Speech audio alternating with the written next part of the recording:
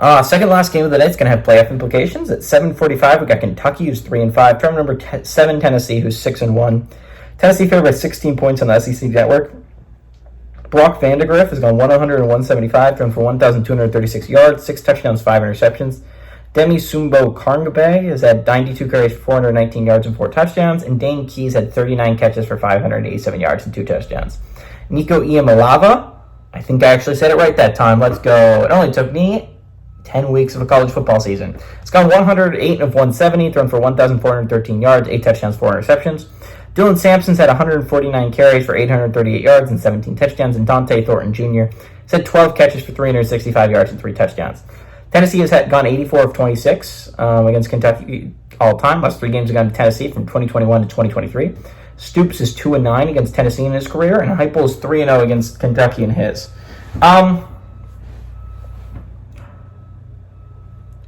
Right when I think Tennessee's near death, right when they're near death, they pull me back in, right? They haven't scored in the first half of 3 games. Last 3 games they've not scored in the first half of. It's only bitten them in the ass once, right? Honestly, I was kind of still on their deathbed when they played Florida tight, right? Because Florida's not a great football team. I think we can all admit that, right? That's not a phenomenal football team, but Tennessee found a way to win the game. And then they beat Alabama, a pretty competent football team. Now, do I think Alabama's going to end up a playoff squad? Absolutely not. Do I think this is going to come bite them in the butt if you do not score in the first half against a team like Georgia? 1,000%. But, honestly, Tennessee's schedule's not that bad down the stretch. I think they play Kentucky, obviously, this week. They play Georgia's their hardest game. That is just a game you're definitely going to circle on your schedule moving forward. And the Vanderbilt game at the end of the year is looking less and less like a cakewalk. But of all the SEC schedules, I do think Tennessee has the second easiest path to the SEC championship. I think A&M has the easiest path to the SEC championship because, again, you do not have to play you've played 2 winning football teams down the stretch in A&M, and one of them South Carolina. And much as I love South Carolina, it's not really quite the caliber of a team like the other teams. And yes, you have to play Texas.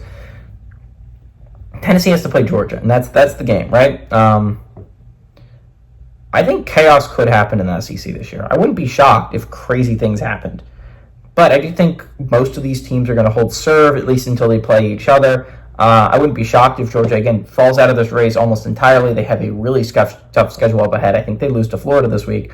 I don't think Kentucky's a great squad. Again, their only win against an SEC opponent was the Ole Miss game.